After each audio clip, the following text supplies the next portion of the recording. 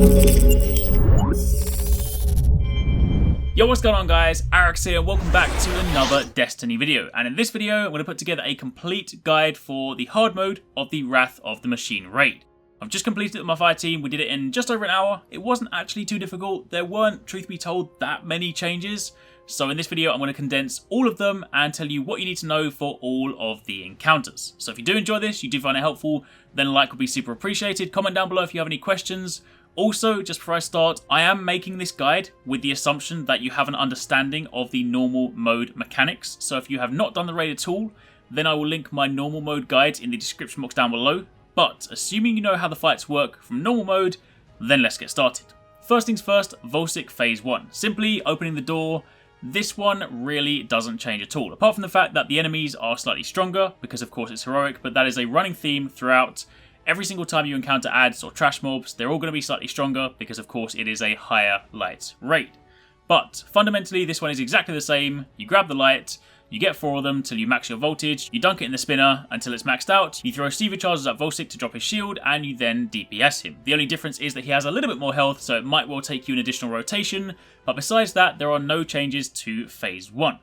So, moving over to Phase 2. Now Phase 2 is fundamentally the same in that it still revolves around throwing bombs to down his shield, shooting monitors to interrupt his Seaver density, and then hiding in the safe rooms after the DPS rotation. Where it differs, however, is that on the bomb phase, where the Seaver charges drop in, there are now 6 Seaver charges as opposed to 3. So as you guys are no doubt very familiar, in normal mode, you typically split into 3 teams of 2, 2 on the left, 2 in the middle, 2 on the right. One of those people is responsible for ads, one of them is responsible for throwing the Seaver charge. However, in hard mode or heroic mode, everyone will need to pick up a Seaver charge. 2 will drop in the left, 2 in the middle, 2 on the right, and once again you're going to want to synchronize your throws to ensure that you do the appropriate damage and take down a third of his shield, but if you throw all 6 together, then the bomb phase itself still remains the same.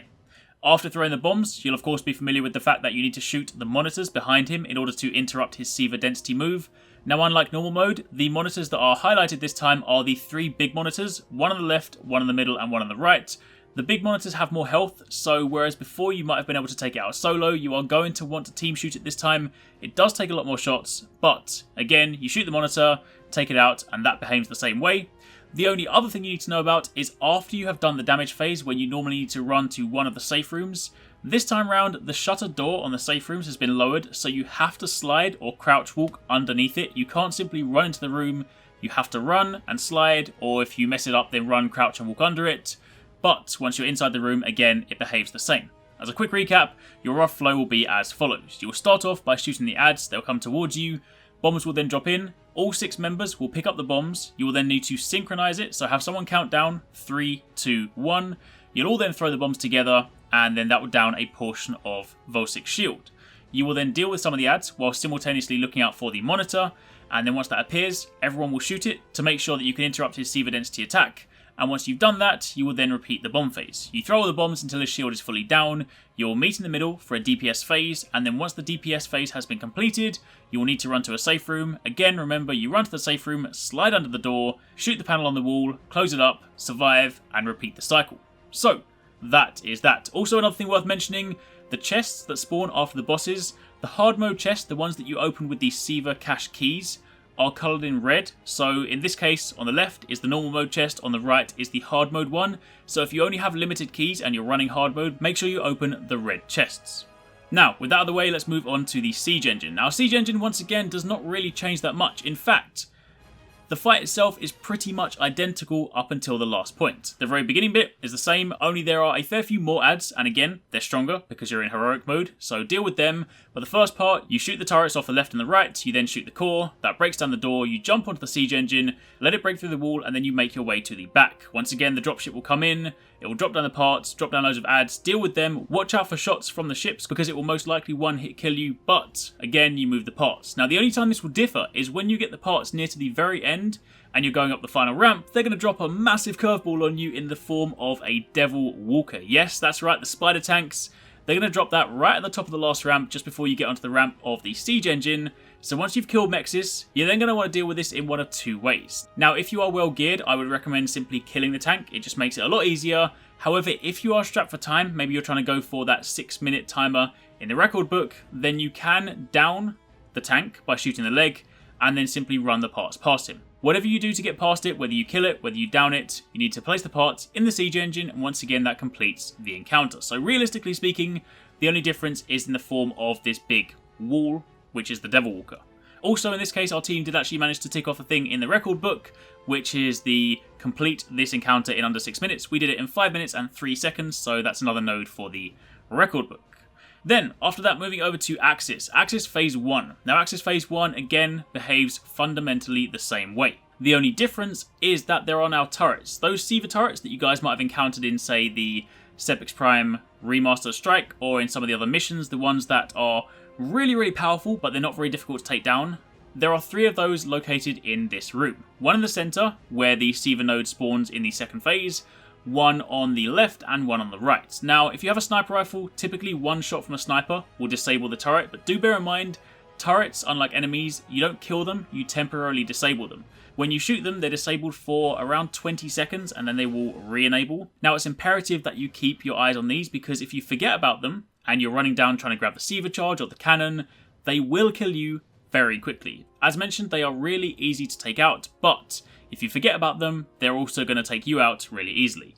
Aside from that, the fight itself remains exactly the same. You spawn in, you deal with the ads, the captains come in, you kill them, grab the cannon from the captain, use the cannon to destroy the corresponding servitor, and then once you do that, you grab the charge, you throw the charge at the panels, and then you repeat the process. Round 1 is 2 panels, round 2 is 3 panels, and round 3 is 7 panels. So mechanically speaking, it's exactly the same as normal mode. The only difference is that you have turrets, and again, stronger ads. So once that's dealt with, once that's finished, then you're on to the final phase. So, Aksis Phase 2. Now this one is actually probably the easiest one in the entire raid. Of course, it's difficult in the fact that Aksis is, a strong opponent, he's got a lot of health, but in terms of changes, there's really only one thing you need to bear in mind. If you cast your mind back to Aksis Phase 1, Round 3, when you have 7 monitors to deal with, then you'll be familiar with the fact that when you destroy a servitor out of, say, one door, as soon as you've done that and you've thrown the charge, another servitor comes out straight away. That is basically what happens in Aksis Phase 2.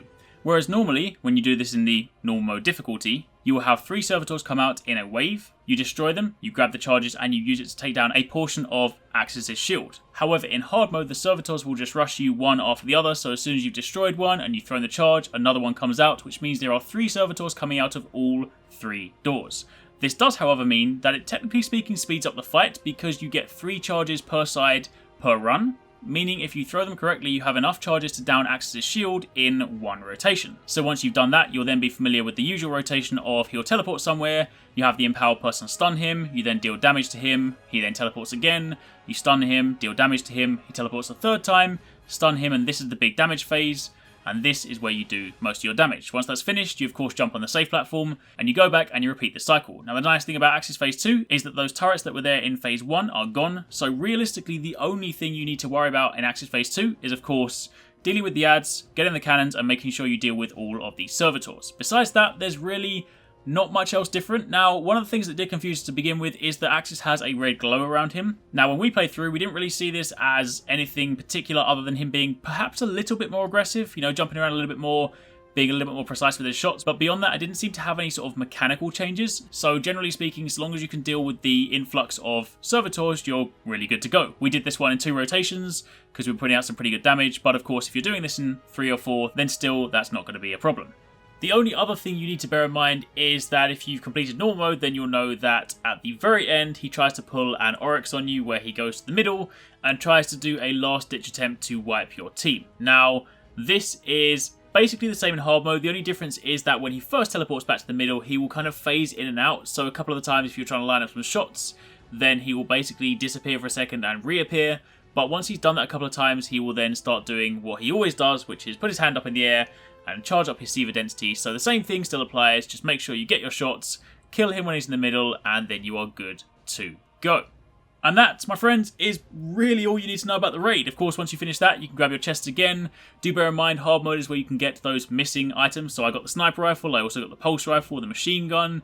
I unfortunately didn't get the sidearm or the hand cannon, but of course I've got plenty more runs to do this week. But that, my friends, is a complete guide on the changes in hard mode. As mentioned, again, if you guys have not seen any of the guides so far, then normal mode will be linked down below. You can watch those videos to get an understanding of the mechanics, and then when you watch this video, it'll make sense when I'm speaking about the changes. But hopefully you guys find this helpful. Let me know in the comments down below if you've completed hard mode. Let me know what you got. But thanks for watching. Take it easy. Catch you next time. Peace out.